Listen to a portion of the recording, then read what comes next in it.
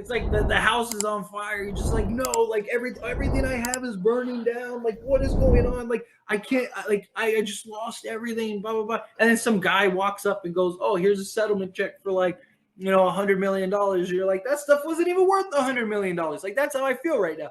You just turned a bunch of scraps that weren't really worth anything into these huge. You just turned a PS3 into a PS5.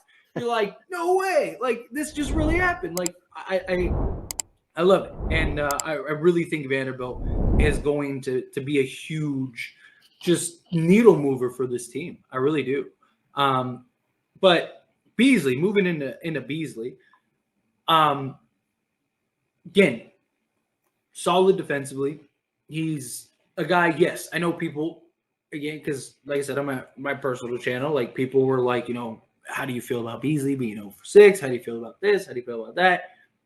Beasley is fine. One, like I said, took a couple bad shots that I'm sure even he wants back. But in general, that's his job. You have the ball, shoot the ball. That's why they went and got you. They didn't get you to not shoot the ball and hesitate. I loved how he just kept shooting. He missed. He was 0-5, kept shooting. 0-6, kept shooting. Well, that shows confidence in a shooter too when you can keep shooting. Yes, because all he needs is that one. But that's the thing. And because I have been critical about LeBron in regards to shooting when he's like 0-5, 0-6. Yeah. There is a big difference between. I just want to preference this because I'm sure somebody's gonna see this and go, well, you've said LeBron needs to stop shooting when he. There's a big difference between LeBron James shooting 7 threes and Malik Beasley shooting 7 threes when Malik Beasley is top 7 in made threes, shooting 40% 3-point shooter. Like, there's a big difference between that and LeBron James, and there's a big difference between LeBron James, who can do everything, go get his own basket, get to the rim, just bigger, stronger, faster than everybody, and Malik Beasley, who he's a shooter. He's not. Yeah, he could take people off the dribble, stuff like that, but Beasley's ability to just gravitate the defense is huge. We saw it in the Warriors game. Every time he touched the ball, guys ran to him. It's so refreshing than the guys previously. Like I said, with Patrick Beverley, there were times Patrick Beverley would be wide open and guys wouldn't even run out to close on him. They just, hey, if he makes it, he makes it. And if he made it, great. If he did it, justified. And or like Russ. Russ did get better with his shot, but nevertheless, there were still times where people looked at Russ on the 3-point line and they're like, yeah, I'm not scared of that. They wanted him to shoot. Well, yeah, exactly. You don't want that with Beasley. You leave Beasley open, you let Beasley shoot. More times than not, he's gonna make you pay. And that's just so, again, it's so refreshing. It's so nice to have a guy that can knock down shots from anywhere. He can knock it down from the 3, knock it down from the mid-range. Even when he is having 0 of 6 nights, you can see the impact. You can see it. You can see the defense have to go close out. You can see the defense needing to challenge it because they know if we don't, he's 0 of 6 right now, but he hits that one. We're looking up and he's 4 of 10 now, and he's back to his 40%.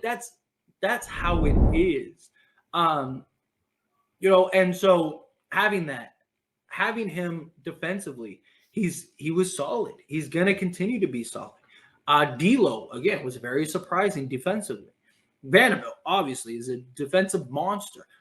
These guys were absolutely massive in changing the landscape of this team, like, entirely. you got to give it to Rob and Beasley. I know people are a little questionable, like where he should be in the lineup and everything like that too. But look, hey, no matter where you put him in the lineup, whether he's coming off the bench, whether he's starting, you use him in spots that you need a bucket. And the thing is, okay, so D'Lo, and more so for Russ, which I would have liked to see him kind of play with like Westbrook just a little bit, just because Westbrook likes to he contracts the defense, and then he usually leaves at least 2-3 guys open on the perimeter. Yeah. Well, that's what I'm saying. Every shooters, absolutely. Exactly. And this, oh my goodness, it would be a perfect combination. But that's no problem because D'Lo's a playmaker too.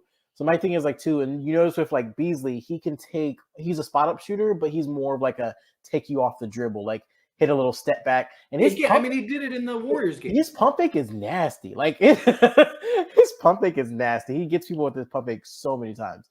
But no, I think that him and Reeves on the court together is like a really good shooting duo. Well, obviously and D'Lo, but like I would like to see those three kind of just, bounce off of each other. I think it would be sweet. I think it'd be nice. I mean, look, I like the idea of Beasley coming off the bench. He's one of the top three makers off the bench. He might even be, because I know he's top 7 in made threes. He might be. I'd have to look. But I think he's somewhere in. I think when you equate to guys off the bench, he's up there. So I don't think he's number one because Jordan Poole's played several games off the bench. But anyway, regardless, the point is that having him and his abilities off the bench gives you a constant shooter at all times, which is good, right? So when LeBron gets back, I imagine the starting five is going to be something like D'Lo, Reeves, LeBron, AD, and Rui. So now you have, theoretically, all 5 guys can shoot the 3 ball. LeBron's shooting the 3 terrible this year, but still, he's a guy that can knock it down. AD isn't shooting the 3 Well, he can ball hit it when good. it matters, is what.